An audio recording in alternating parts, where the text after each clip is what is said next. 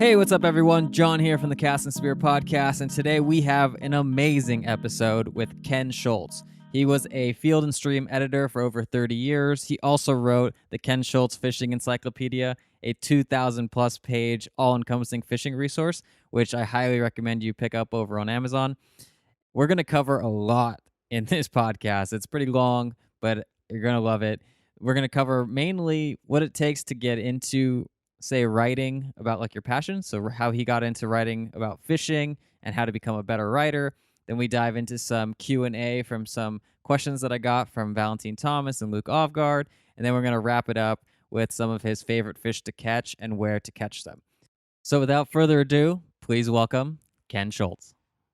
So I guess the first thing would be, can you just give us an introduction of who Ken Schultz is? Yeah, so I'm, a writer, editor, and photographer that has specialized in the sport fishing, the recreational fishing arena for most of my life, and I got started by doing some regional magazine work for a large fishing game association that I belonged to, and then just stumbled into working for Field and Stream magazine as a production editor, and that led to other positions with them. And over time, I wound up becoming a staff writer, and so forth. So, but I didn't have, unlike some people who make a full-time career out of the publishing business or writing and editing business, I did not have a degree in journalism. I actually had a degree in political science, of all things, but I had a love of the outdoors, and I was just interested in it, and I was very fortunate to be in the right place at the right time to be able to get a job working as an editor at Field and Stream. And so, having been an editor there, meaning that I did a lot of production work, a lot of copy editing, a lot of proofreading, a lot of the nitty-gritty stuff that goes into the back end of putting a large periodical together.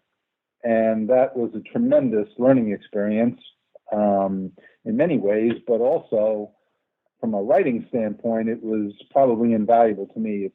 For me, it's hard to say that I would have become a writer had I not started out in the production business being an editor, oddly enough, because it wasn't apparent to me that I had the ability to do this writing, nor had I done much writing of anything other than papers in college before I got into the writing field. So I think it goes to show that if you've got some abilities, you don't necessarily have to have come from a journalism background in school and necessarily have to prep for that.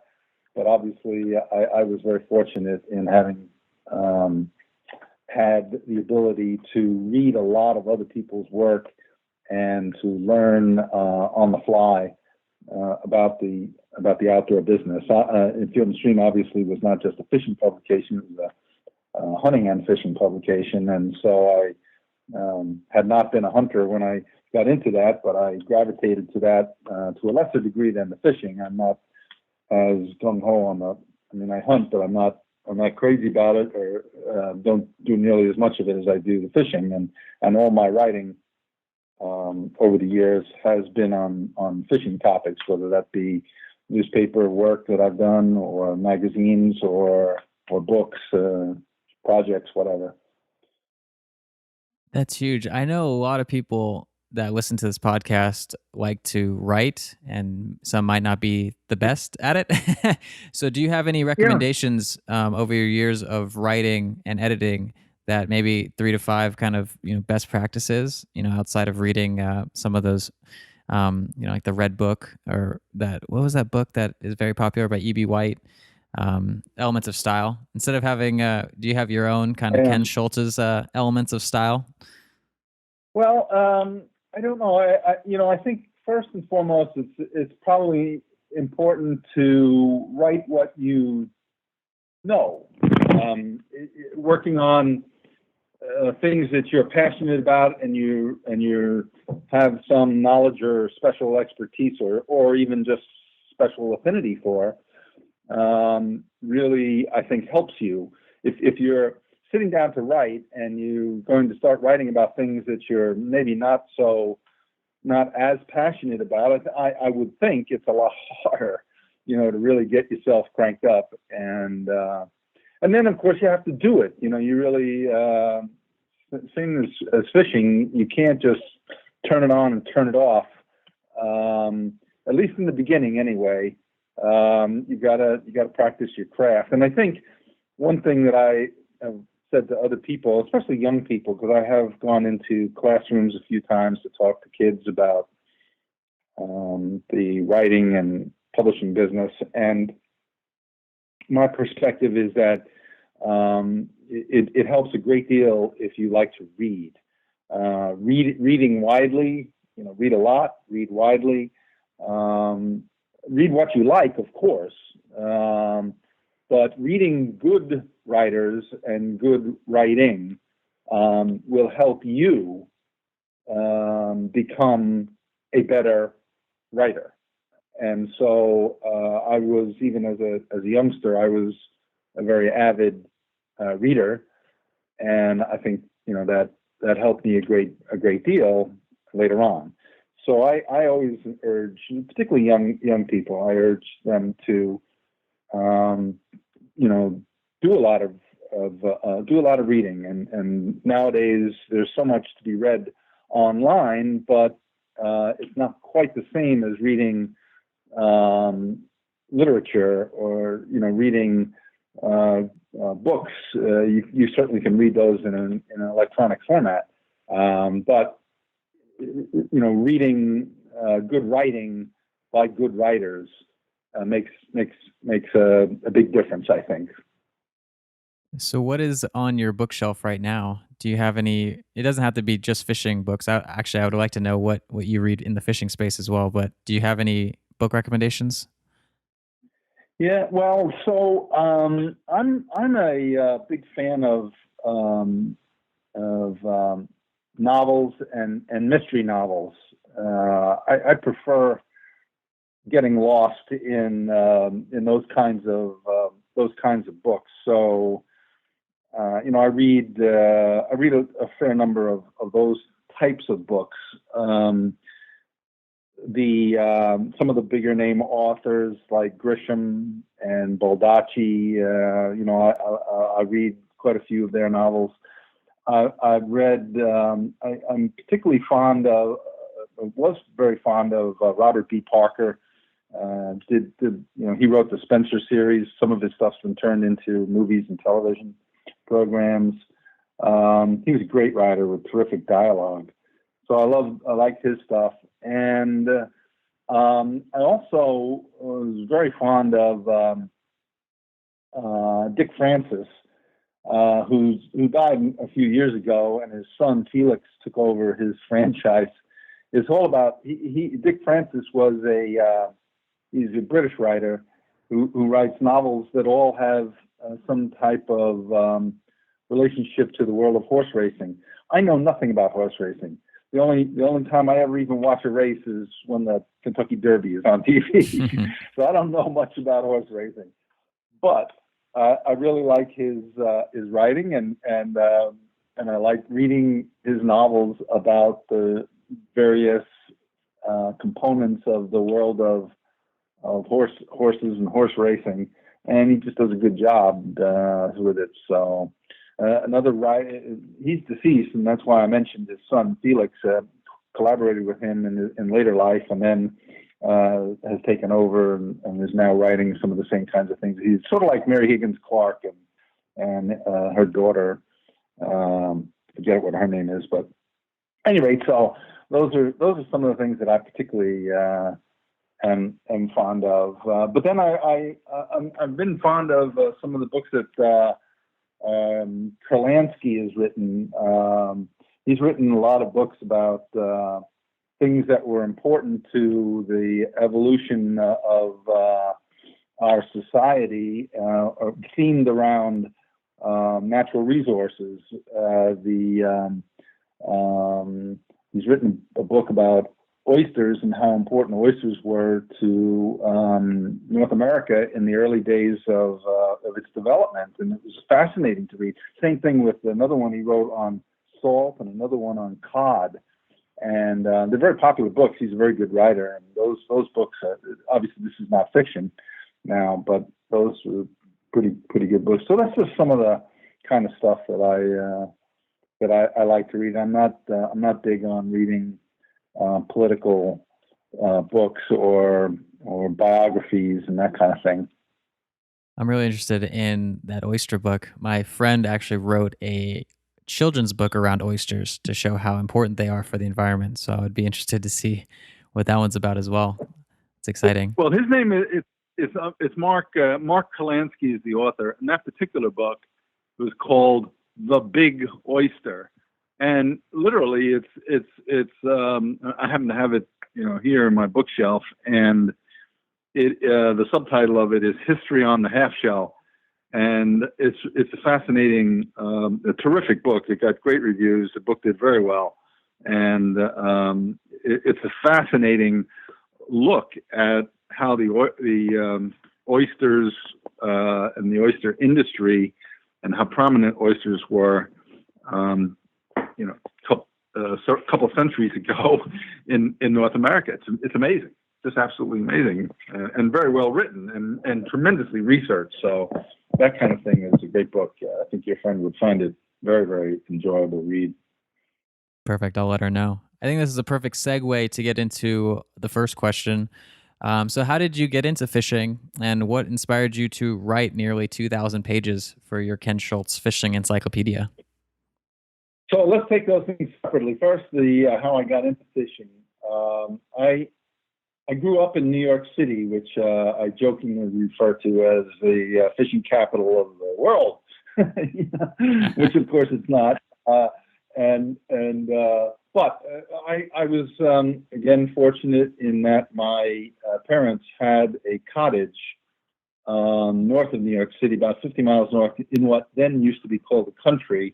It's now kind of distant suburbs and a little less countrified, but they had a cottage on a lake up there, and the property nearby was old farmland, and a fellow who owned the land where the cottages were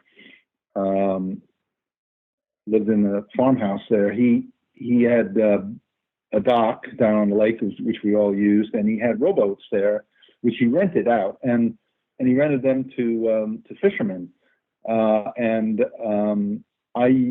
used to, along with a friend of mine and my cousin, we used to catch night crawlers at night. We'd go out and catch night crawlers and then store them, and we sold them to the fishermen, in the morning. They'd come in at dawn and buy,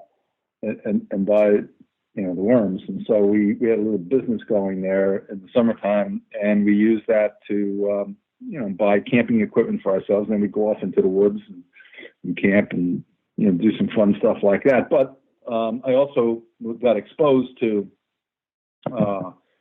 fishing at that lake where we lived during the summertime. I didn't do a lot of it, just did a little bit of it, and I did it mostly with my cousin's father, my uncle, because my father wasn't an outdoors person,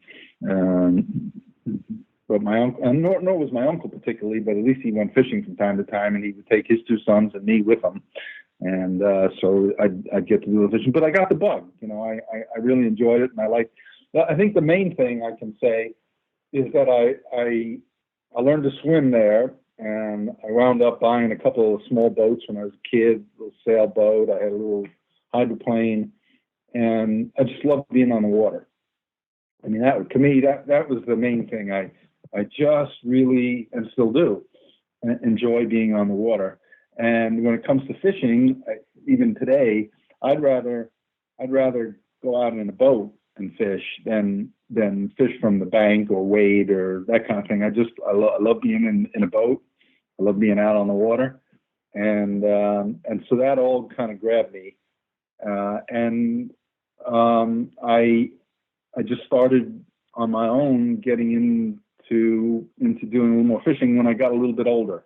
When I got into college, I actually started doing some fishing on a more serious, basis. I bought a good rod and a good reel. I had 2 boats at that point, rowboats, and I kept them in different lakes. And I used to fish the New York City water supply system. New York City has a network of reservoirs north of the city called the Croton system, and then another network of reservoirs that's west of the city in the Catskill Mountains called the Catskill Aqueduct and the Catskill system.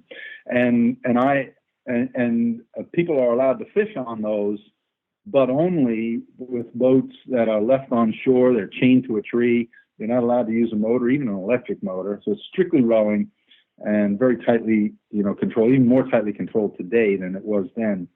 And I had a couple of rowboats, and I kept them there. And then once I was able to drive, I would go, to those lakes and go fish on those reservoirs. So I enjoyed all that, and that's kind of a quick answer to. Well, it's not so quick, I guess, but that's the answer how I got involved in fishing. One thing led to another, and then at one point in time in my mid-college years, I joined a local hunting and fishing association.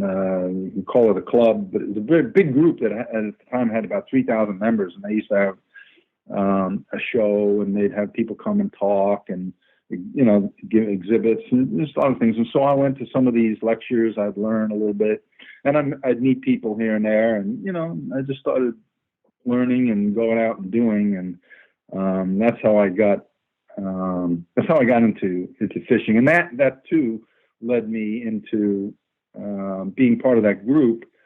I helped them do some work on a periodical that they put out every month. They put out a tabloid publication of what was going on with the club and what was going on locally of interest to people who fished and hunted. And I wound up helping them to produce that thing, edit it, and in turn, I stumbled into a meeting one time with a guy who was a young editor at Field and Stream magazine, and he told me there was an opening coming up at the magazine and would I be interested. And I was out of college by then and working.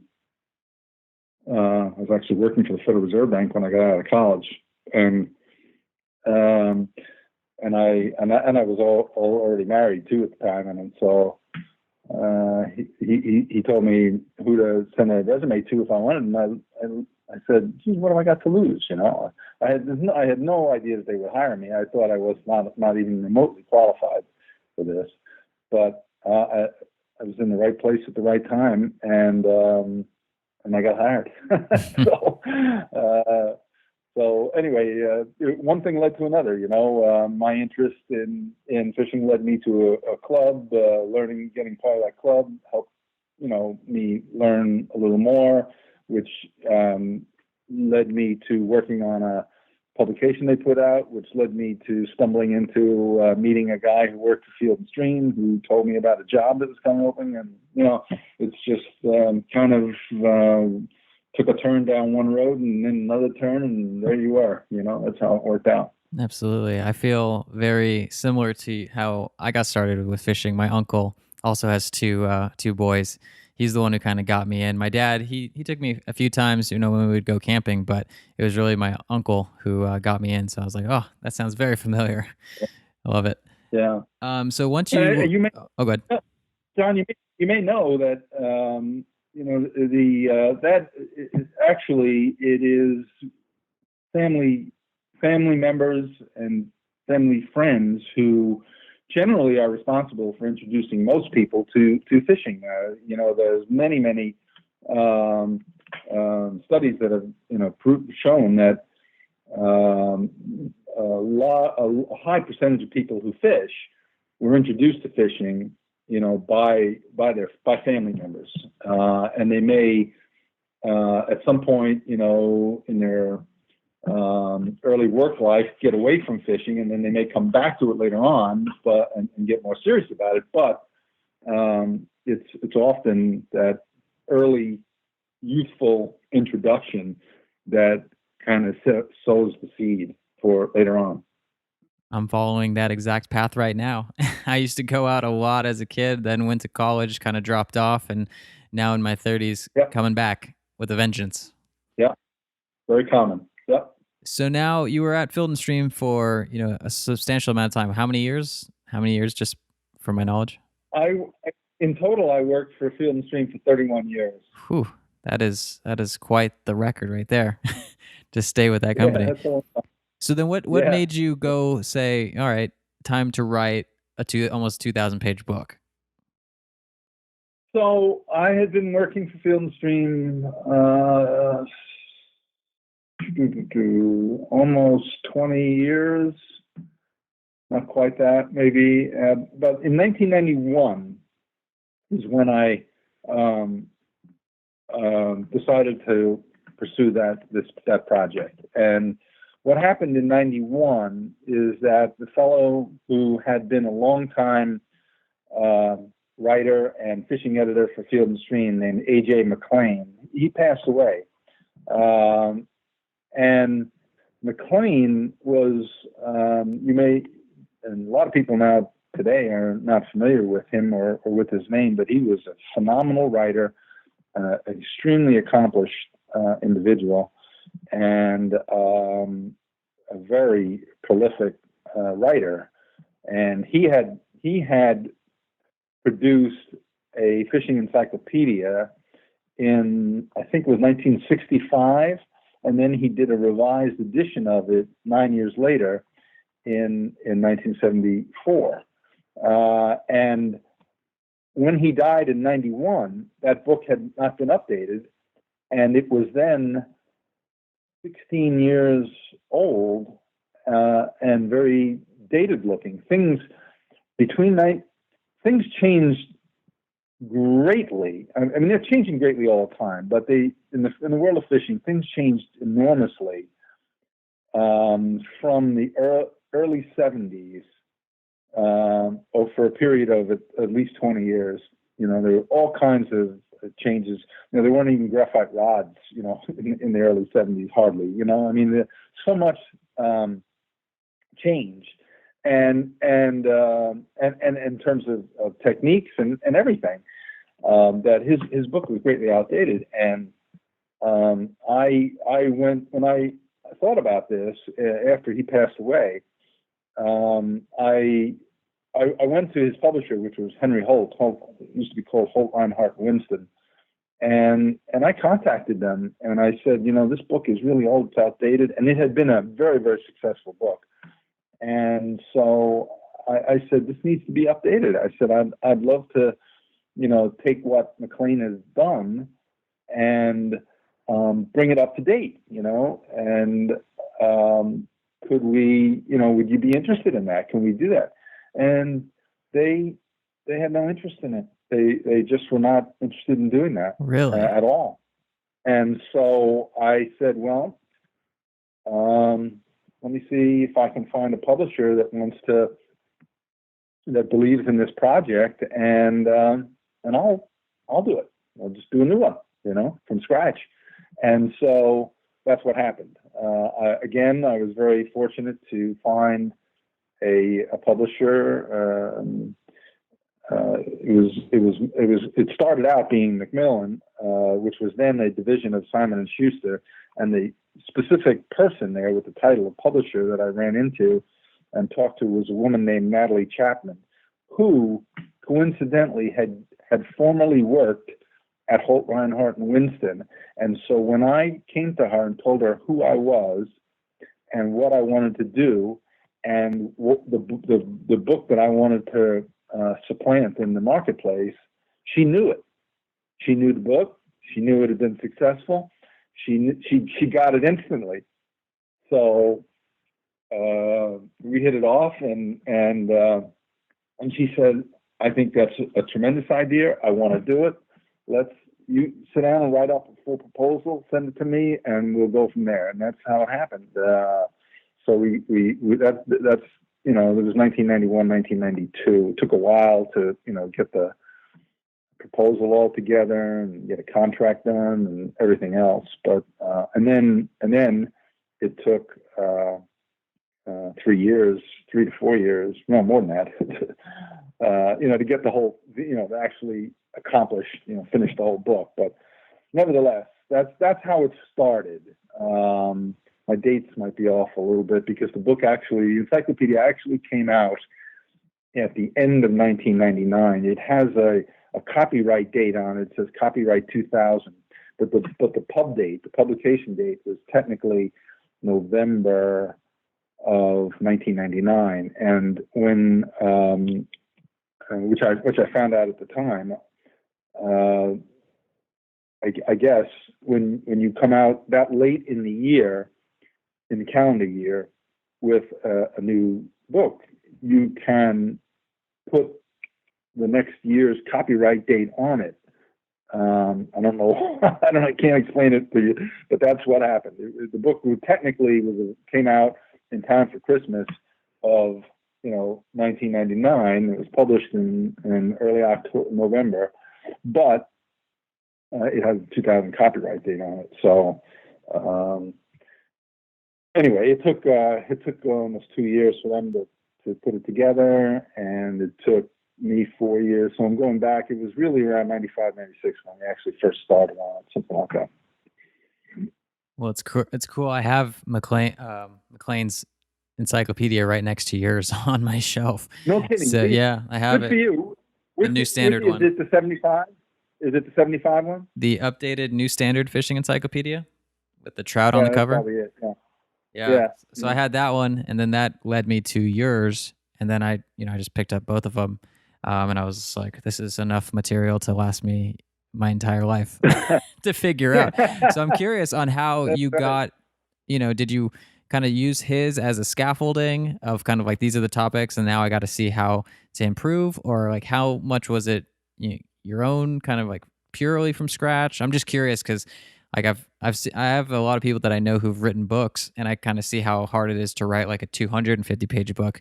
Now I'm trying to how did you figure out the process to do this? And did you have to travel to all these different places? Like you have sections in like from Sweden, which I have some Swedish heritage, so I was just like curious, and I was like, wow, did you go to Sweden to test out the waters? Right. No.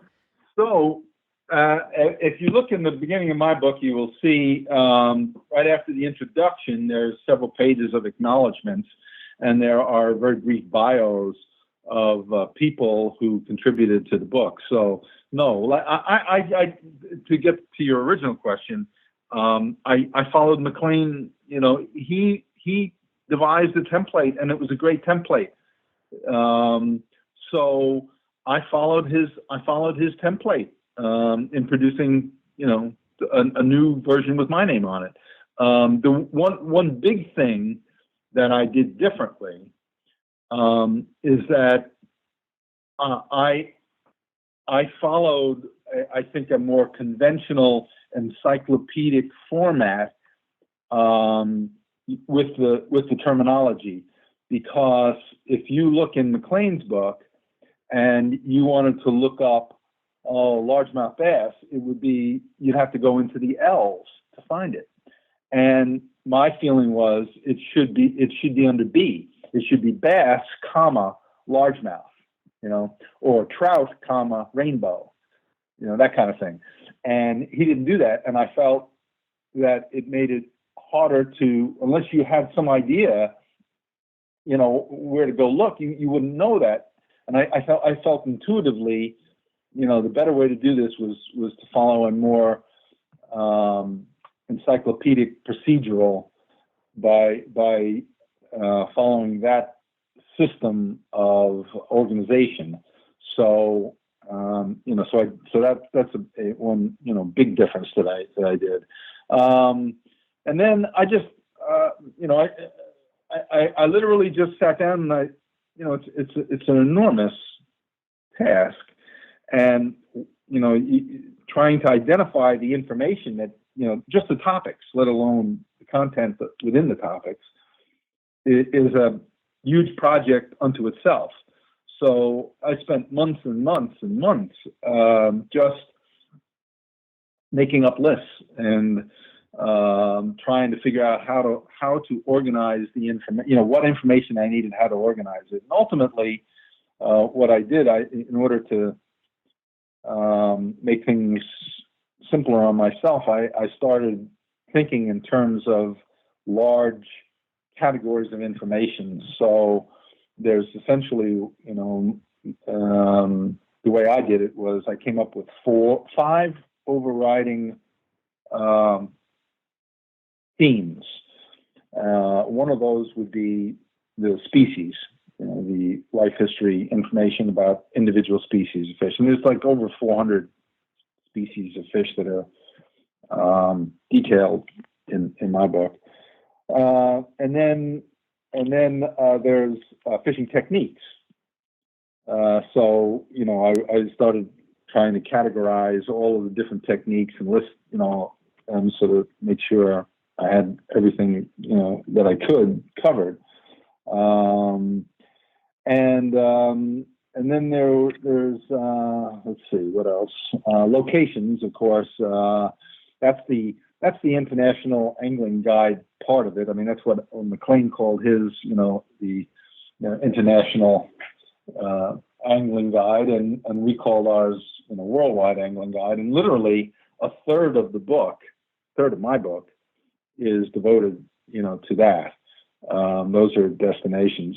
And by the way, just backtracking for a second, when I talked about using him as a template, I certainly did, because I literally went through his book and every category of information, I wrote it down and broke it down into those topic headings, the themes that I was just mentioning.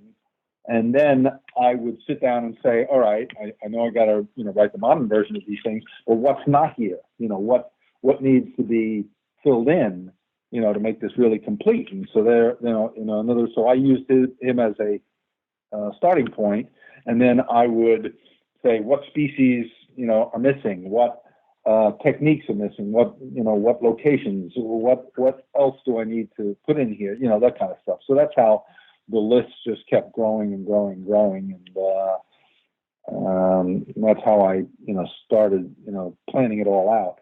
And then in terms of, actually writing many of the components of it, I mean, I've never claimed to know everything about fishing, and it's unrealistic to expect anybody to know everything and be authoritative about it. And if you had to sit and research it all yourself, you'd never get it done. So I was able to. So I sat down and I figured out, what don't I know? What are some of the areas that I can't really write about well enough, where it's not worth my time to sit down and have me do it. And then I got other people to write those sections. So there are over 120, might be 125, 127 contributors that are listed in the book who actually helped me do that. I literally wrote 2/3 of the book, but myself personally, but the other third was written by 127 other people. And that's about 500,000 words of text, because the book has about 1.5 million words of text in it, just the text. So I had those people write, a third of it, and then I would go through and I would edit it, what they wrote, and maybe add to it a little bit in a few places, or just do general editing. And this is where it helped me a lot. In the early part of our conversation, I mentioned starting work at Field and Stream as a copy editor and proofreader. And, I did that for 4 or 5 years before I went out and became a full-time staff writer for the magazine. So I had a lot of experience in editing other people's writing, and making it hopefully better. And also in the case of this encyclopedia, there's a style. I don't want this one. I didn't want it to read like 128 people wrote it. I wanted it to read like one voice. So when I edited it, I had to be attentive to the style that I'm using for most of the book and how I wanted this to come about. And I was able to do that by judiciously editing it and re-editing it. That's kind of how it worked out. That's huge. What were the other two categories? I know you mentioned species, techniques, locations. What were the other two? What were the other two? Well, I had one that was a catch-all. I call that miscellaneous because that's where there are just all kinds of little topics and things that just didn't fit into into a neat peg. So I put all them into that, and I'm trying to think. I should remember what the.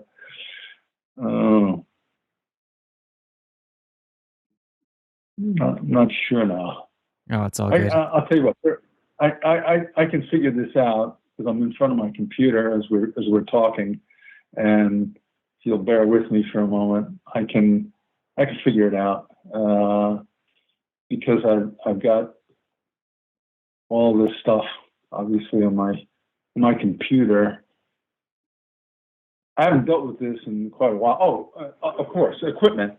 I don't know why I couldn't think of that, but so the heading, so the general categories of information came down to species, techniques, places or locations, equipment, and then miscellaneous.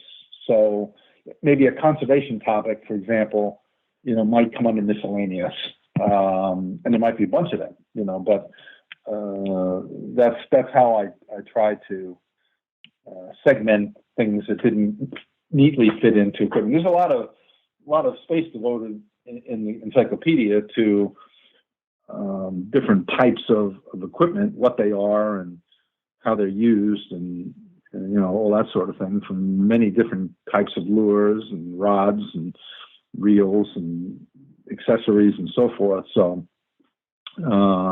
all of that stuff, would come under equipment. So those were the 5 categories, and I think that for me it made sense. Trying to get a grasp on things, it made sense to put things into those categories and to think about them and stuff. And then, truthfully, while I was planning all this, I was constantly poring over other books. I looked through loads and loads and loads of books by other people. I looked through,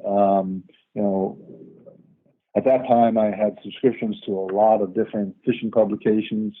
I was constantly looking through all those, and I was always looking through them with an eye toward, I want to make sure I'm not missing something. Is there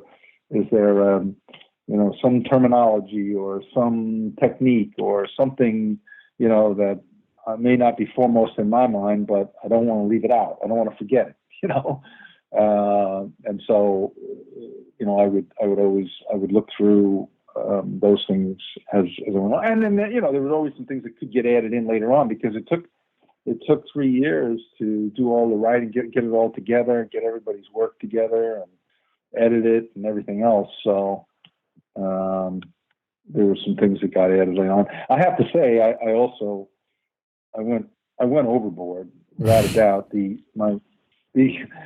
publisher was shocked when I handed them the final manuscript because it was way, way longer than I had projected and proposed and what they had expected. And I'm lucky that they didn't come back to me and say, "This is too big. You have got to cut this back," because then that would have been terrible, in my opinion. Yeah. And so I was very lucky that the publisher, when I had a new publisher by that point, because in the book publishing business has been a tremendous amount of consolidation and changes. And so I went through 3 different publishers before the book ever actually became a physical reality. And different people, inherited my project over the years at different companies.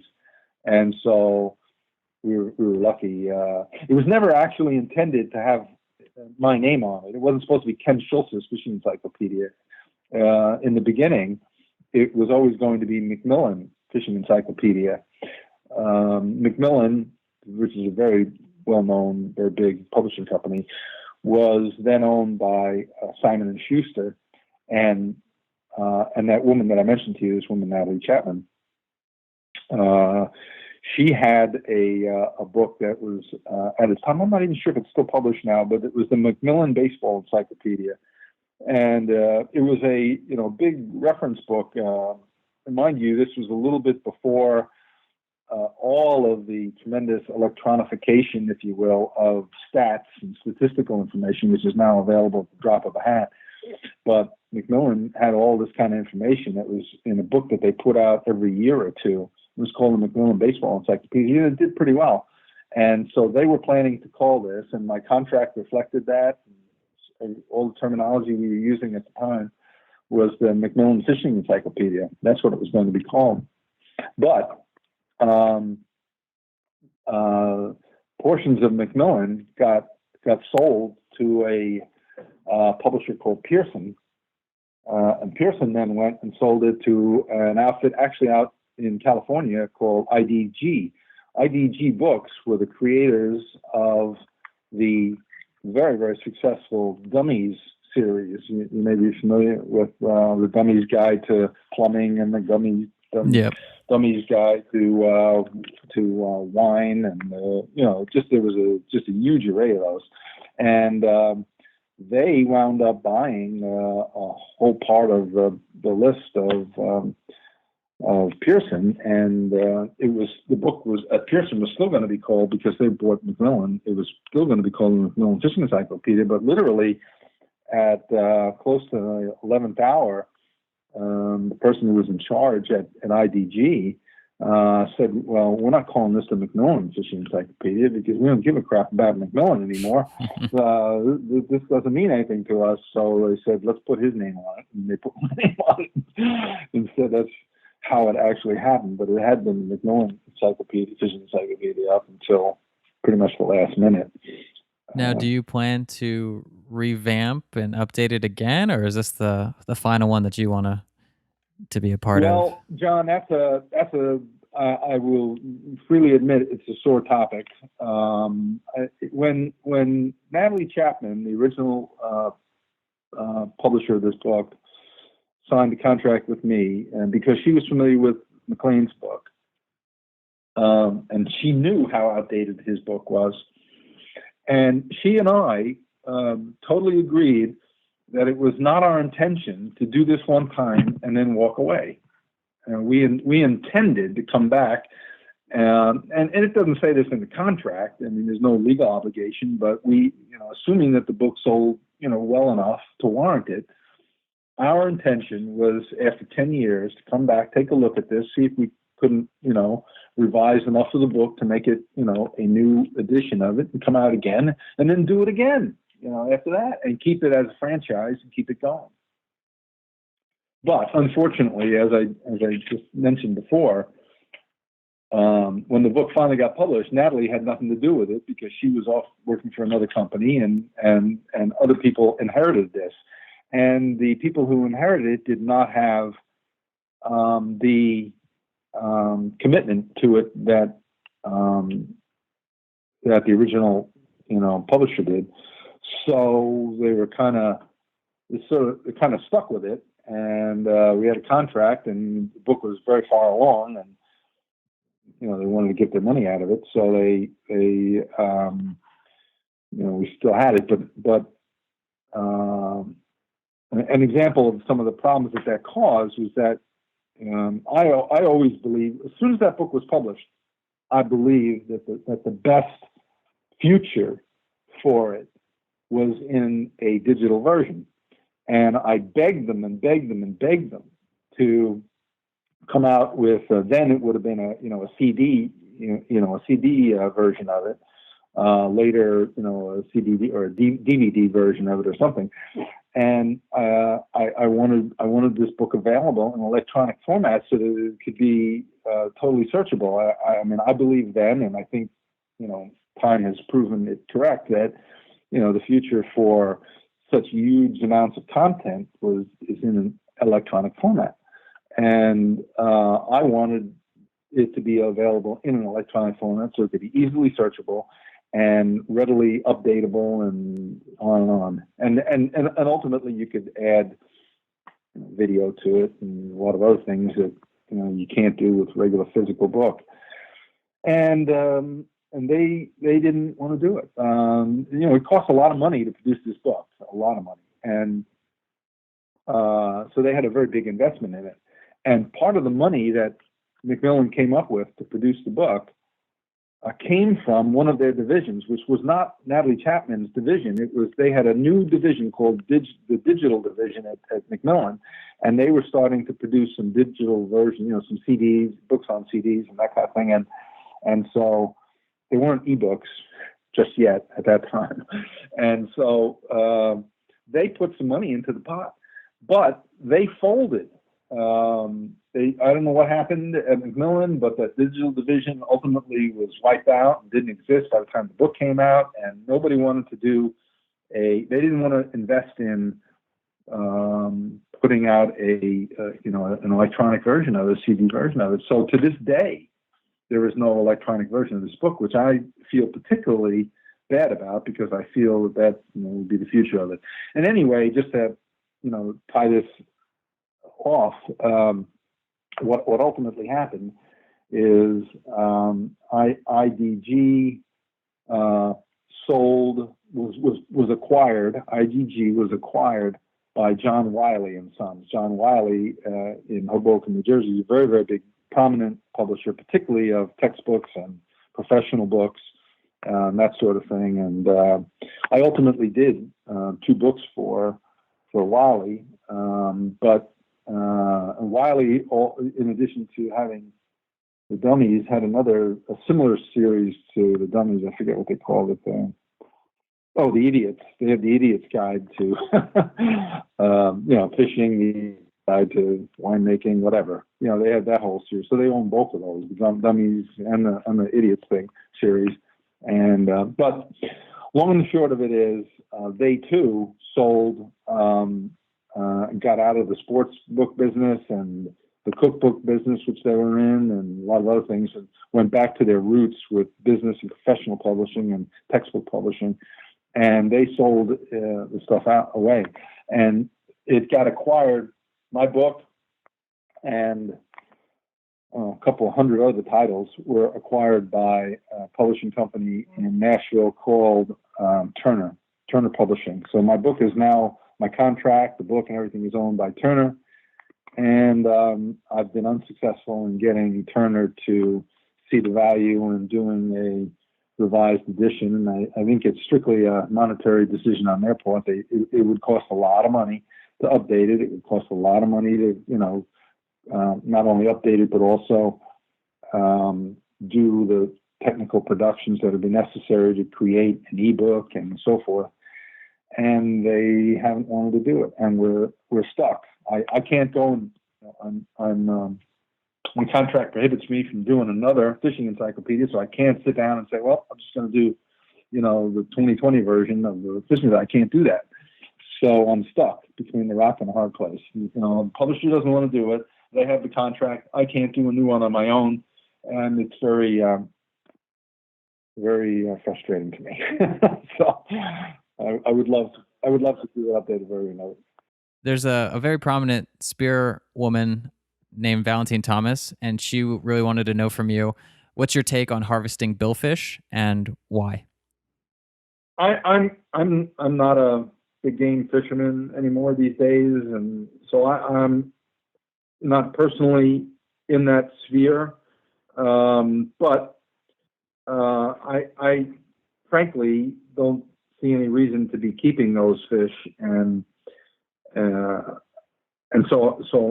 from a personal standpoint, I would advocate for catch and release for them, as I do for most other fish species, and particularly bigger specimens of any species. Where I live in Virginia, and there's a lot of big striped bass that get caught here, particularly late in the season. You're coming to that time right now, and an awful lot of people who keep these really big fish. I looked at a photograph somebody had online the other day of a 52-pounder hanging on a scale, and I, for the life of me, I don't get it. I just don't. I get the hero thing, but I just don't understand why you can't quickly take a photograph in the boat and let the darn thing go, and which will be much more beneficial to the resource and for the gene pool for striped bass. And too many people keep these big fish. So as a general point of view, billfish or bass, striped bass, or other species, I don't favor keeping them. I favor releasing them. I favor proper, handling of the fish so as not to damage them, and let them go. So I'm not sure I totally addressed her question, but that's my general philosophy with respect to, most of these prominent game species. And billfish, of course, are kind of apex predators. They're really, important fish to be preserved, and we have problems with that. And a lot of what happens with respect to billfish occurs outside of our continental waters in other countries and other places where they have even less restrictions with respect to fisheries than we do. No, I think that answers it well. So I have another friend.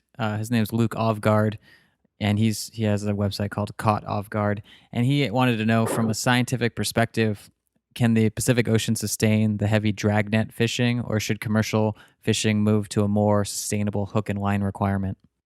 Yeah, I don't. Look, commercial fishing is about harvest, and one of the problems that's occurred, regardless of what ocean you're talking about, is that the means of harvesting has become much more efficient, over the past, half century or more. And so whatever the method is, they've become, better and better at it, at finding the fish, let alone at actually capturing them. So I don't know that, the hook and line thing from a commercial standpoint, I don't think that's going to. I don't think that's going to fly for the commercial fishermen, because it's not as efficient. You're looking for efficiency, and clearly dragging, seining, netting, or however they do it, is a much more efficient means of capturing numbers. Whereas the hook and line, and then if you're talking single hook and line, and it's one of those long line operations, that's just as bad, because you've got the indiscriminate catch that gets associated with the long line fisheries. Those are hook and line. If you're not thinking in terms of rod and reel, if you're thinking in terms of just a hook on a line, which is, and these are hundreds of hooks on a really, really long line.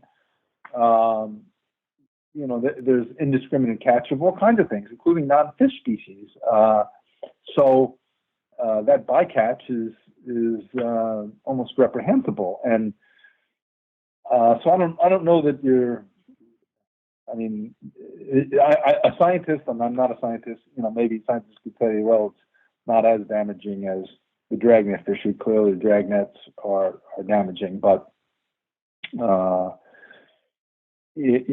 bigger problem is that we've got overharvest, and we still don't have the full scientific knowledge that we need to have to know what the delicate balance is that we can have between harvesting and keeping sufficient levels of any populations of our species, and we don't really know that. I don't think there's all kinds of fights that go on with the fisheries management councils on both coasts with respect to what are the right numbers to be at for sustainable harvest, and it's still, as far as I can tell, a lot of a guessing game. Yeah, it's almost a tragedy of the commons. You have this resource, and if you don't take it, then somebody else will take it, and it doesn't matter. I think we've had this with the water wars over in California with some of the farmers doing like the almond farms. It's like, do I drill a little bit deeper to get the last bit of water? Same with here. It's like, do I take that last tuna? Because if I don't have it, I can't sell it, and somebody else will. So it's unfortunate. Yeah, that's right. We have an ongoing battle where I live because I'm in Virginia, and I spend a lot of time in Chesapeake Bay, and the last and predominant commercial fishing operation for menhaden is right here in Virginia, and they are managed literally by the state legislature instead of by fisheries biologists, which is just inconceivable. It's absolutely inconceivable. And yet this has been going on for a long time, and we have this tug of war all the time over the proper harvest of menhaden, which Richard Franklin wrote a great book about called Most Important Fish in the Sea, and menhaden, which don't exist on your coast, but they're very prominent throughout the whole East Coast and in the Gulf of Mexico. And they're used in all kinds of products the fish oil and byproducts from them are used in all kinds of products. WD-40's got menhaden oil in it, that everybody uses. But we have the menhaden numbers have been increasingly down, and the industry continues to fish for the last remaining ones. In the meantime, the stripers depend on them, and when the stripers don't have enough menhaden to feed on, they start eating on the crabs. And then the watermen or the commercial fishermen here are complaining that the stripers are eating the crabs. We need to catch more stripers, and that's not the problem, because why are the stripers eating the crabs? It's not because they prefer the crabs. It's because they don't have the menhaden to go after. It's crazy sometimes the way these go, and that tragedy of the commons thing, I think, is an apt reference. Yeah. And what's crazy is that's been a problem for forever. It's not one that's probably going to be resolved anytime soon, unfortunately. At least I haven't been able to figure it out myself. I want to switch over to the last two topics. The one that you brought up, instead of talking about hardest fish to catch, I would love to hear some of your favorite species that you've caught and are still dreaming of catching if you haven't. Yeah, sure. So, I've been asked quite a bit by people over the years, what are my favorite fish to catch? And this, my answer to this has varied over the years, because I can't say that I've caught all the species that exist. And in time, I've come to catch some others that have supplanted some of my previous favorites. But if there were only two fish that I could go after, I can tell you exactly what they were. I wish they were here in Virginia. I wish I lived closer to them where I could fish on them. But in freshwater, that would be a peacock bass. The peacock bass, I've been lucky enough to go on assignment and been in Brazil and in Venezuela, but primarily in Brazil, 10 or 12 times, I suppose, and fish peacock bass. And it's a thrilling fishery to participate in. The environment, of course, is, to us in North America, we've got an awful lot of beautiful places here in the United States to fish, and in Canada. But the Amazon region is just a truly amazing place to be for a whole host of reasons. And then when you throw in these fish that get to be really large, that are extremely aggressive, that fight like crazy, it's a gas. It really is. So the peacock bass fishing largely consists of trying to attract these fish out of the flooded rainforest, and then by casting lures, and then trying to prevent them from running back in when they're hooked. Because when they are hooked, they are like a freight train, and it is really a gas, because they hit and when they hit a surface lure, if you can imagine, it sounds like if you can imagine a cinder block being somebody dropping a cinder block off a bridge into the lake below or a river. I mean, just think of the kapow, sound that brick would or block would generate. Well, that's exactly what happens when a peacock head, they hit a surface lure with such ferocity. It's stunning, and then they turn around and start swimming like crazy, trying to get back into the flooded trees and bushes and everything, and sometimes they're successful and they break off, or so anyway, it's a lot of fun, and any kind of fishing where you can get strikes on the surface probably would be anybody's favorite. I mean, if you think about trout fishing, people love to catch trout in a variety of ways, but if you could catch them on a dry fly, because you see them come up and you take it, that's sort of like the best case scenario. Largemouth bass fishing, if you can get them to come up and hit a popping plug or a Zara spook or something on the top, it's a gas, and with those species, it's too bad salmon don't do that, or everybody would want to catch salmon no matter what, but they don't hit surface lures, But and that's my point, is just that that the visual element of it and the excitement of seeing the strike is something that thrills anglers, period, for any kind of species. And peacock bass deliver it just in spades. So, on a freshwater standpoint, they get my vote. Then, on the saltwater standpoint, and for somewhat similar reasons, I've got to go with roosterfish. Roosterfish are just powerful, thrilling fish to catch, especially if you are casting to them. And as you can probably tell, I'm a casting kind of guy. I certainly, I've written a book on trolling, and I troll and I fish with other, various techniques and methods. But given my preference, if I can cast, whatever it might be, whatever kind of lure, if I can cast, to a fish and get a strike, that's my preference overall. It's probably the largemouth bass angler in me that comes out for the most part. But fishing for rooster tails by casting to them, again with surface lures, different kinds of surface lures than say peacock bass, lures that pop over the surface and come down the back of a wave. Rooster fish, unfortunately, are not usually very widely distributed. You've got to go south from where you are to Mexico and Costa Rica, in order to fish them, and they're not very abundant below that. Kind of pretty limited range, but in any case, fishing for them in along the shorelines, on the edge of the surf, casting from a boat toward the breaking waves on the beach, and then running a pencil popper down the back of that wave, and you think, gosh, there can't possibly be a fish in that little skinny water back in there, and then all of a sudden you see this tail, and you see their dorsal fin. The dorsal fin on roosterfish is a comb.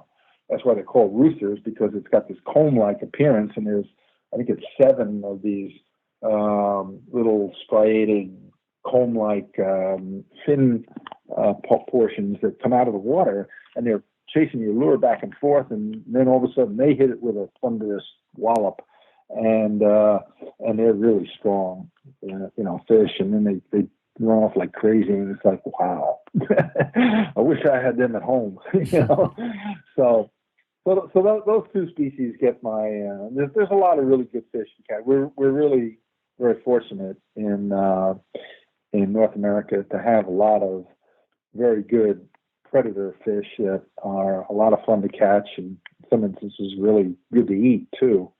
We're very very lucky that way, because we probably have greater diversity in our top level game fish than any other country, or other continent, probably, for that matter. If you had to pick one or two honorable mentions, ones that you replaced with the peacock bass or the roosterfish, what were they? Well, I do a lot of bass fishing. Where I got started with Field and Stream was writing a lot about bass fishing, because they had a need for that kind of writing, and so that's always been a favorite of mine. But among the bass, smallmouth bass are a much better fish to catch. They don't get as big as largemouth do, and we get a little too preoccupied, I think, sometimes with size, bigness. But smallmouth bass are pound for pound just a tremendous fish to catch. They're very spunky. Regularly jump out of the water. That's another characteristic of some game fish, like the billfishes and some others. It's that visual element again, where you're seeing something actually coming out of the water and thrilling you. So smallmouth bass probably would get a really high regard from me. And then trying to balance this with freshwater and saltwater, red drum are another great species, and I'm particularly fond of. We have very big specimens here in Virginia, which are mostly caught fishing with natural baits, crabs and clams, and cut fish and that kind of thing. But so occasionally we have runs of smaller fish, which would be known in Florida and Texas and so forth as redfish, and same species. They're just smaller or juvenile red drum, up to about 30 inches or so, and those are very strong, hard fighting, great fish to catch. It's a casting game in shallow waters, often in the marshes. I love that kind of environment, and so being able to cast lures for them and occasionally see them tailing, in very shallow water. Florida, Texas, Louisiana, Mississippi, Alabama, they've got them. South Carolina and Georgia have got some as well.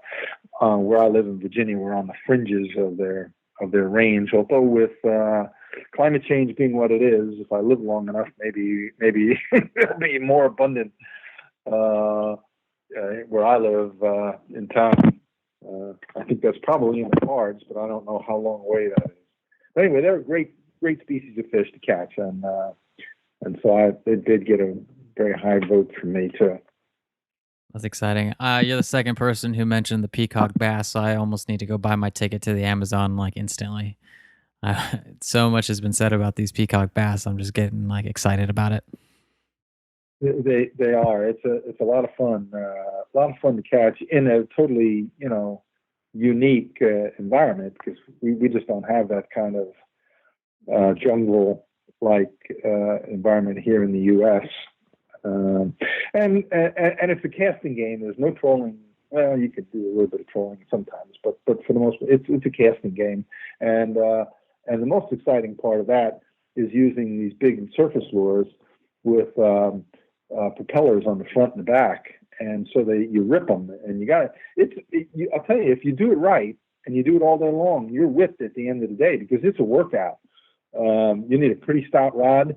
And you are ripping these lures, making a big commotion, but it's a great payoff when they hit it.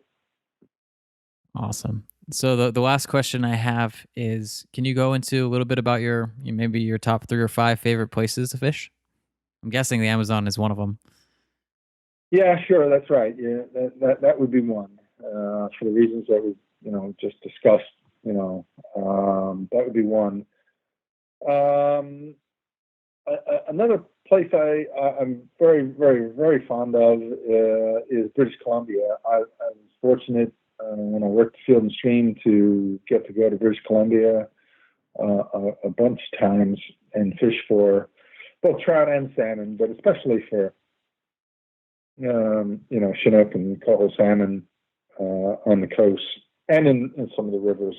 And it's such a stunningly beautiful area. British Columbia is, and the whole coastline is just phenomenal.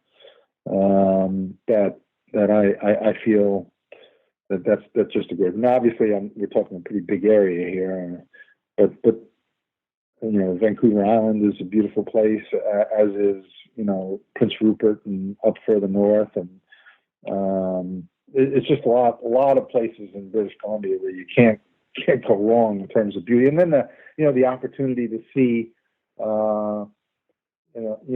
whales up there, the orcas, and it's just great. And bald eagles like crazy. And I'm big on enjoying some of those other elements. It's not just the fishing. I mean, the fishing's great, and that's the main purpose. Don't get me wrong, and I'm fully aware that you're going to go to those places. It's catching stuff, but to have to be surrounded by such beauty and other wildlife encounters and stuff, that's really special. So yeah, I'd give that a big vote as well. So in the U.S., it's hard to pick, places. A lot of really great, places to fish for a whole variety of different things. And so I don't know that I've got any particular favorites. I tend to spend some time in Florida every year, and I enjoy the inshore shallow water fishing for redfish and spotted sea trout, or speckled trout, some people call them. It's a lot of fun. Again, that's a casting game. You're using light tackle, so I enjoy that sort of fishery.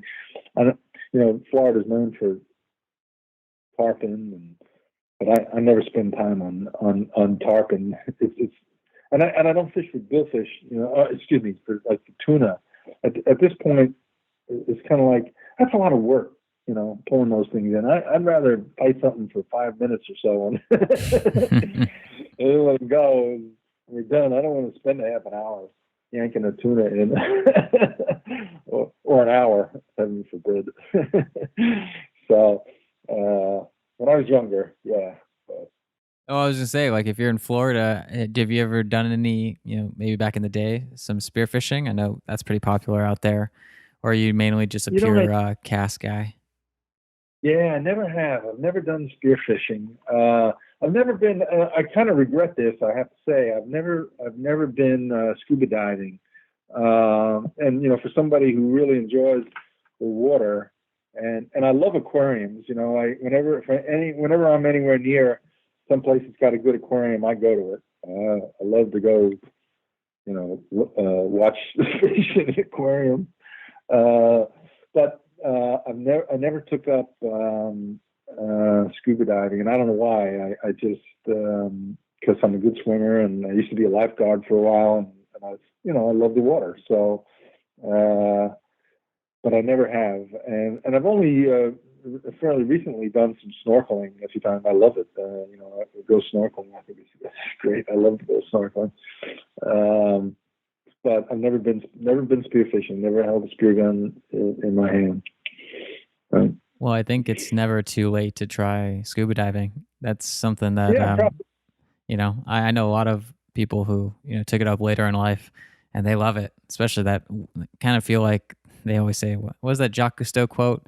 It's like you feel like an archangel or something because you basically are just like kind of just like a neutral buoyant 60 feet down, and you Yeah, just kind of feel like you're floating, especially if you get in a tide yeah, or a rip. You're just like, yeah, whoa, this is the closest to flying you could ever be, essentially.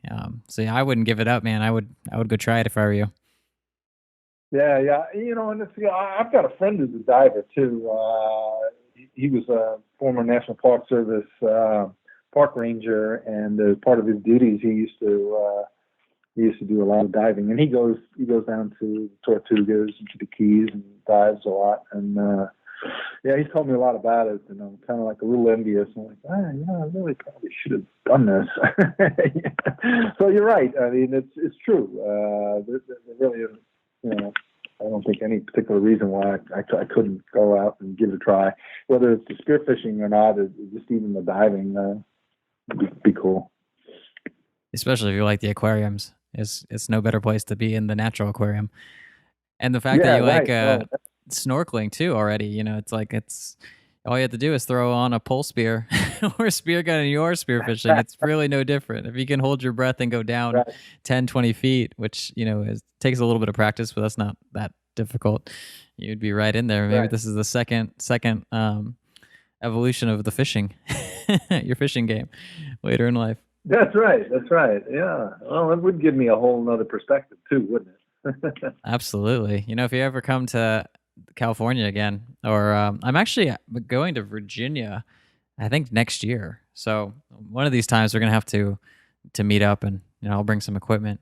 We can go hit it up. Where are you where are you going? Do you know? I don't. My girlfriend's sister is getting married, and her fiance, his stepdad, is a pro bass fisherman out in Virginia. So Oh, really? I was just like, oh, so he's gonna take me out. I think we're gonna do like probably a podcast episode out there. So it'll be my first time in Virginia. I've never been to that state. Uh-huh. What part of Virginia are you in? Oh, I'm on what they call the Eastern Shore. I'm as far as you can get out east. I'm literally on the Atlantic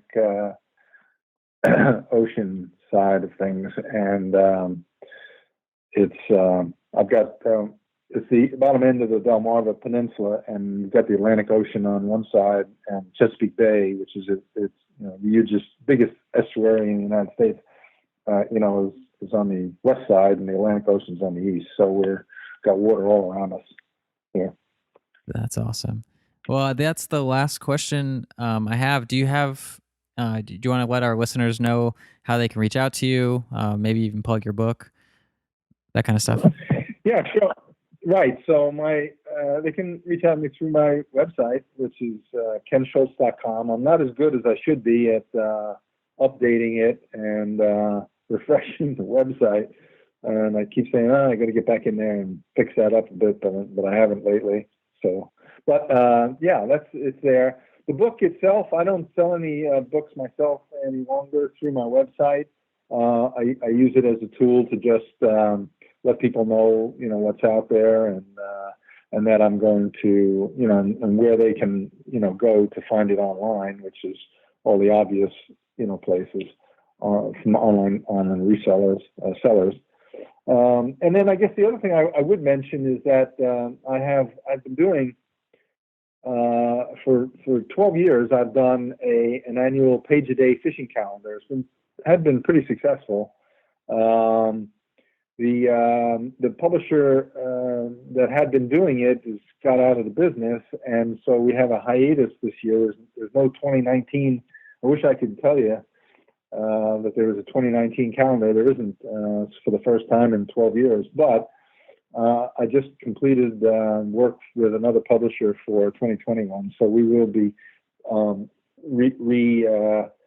starting that project up in 2020, and there'll be a page-a-day calendar. It's a neat project I really enjoy doing because it's got a different photograph on every single page of the calendar.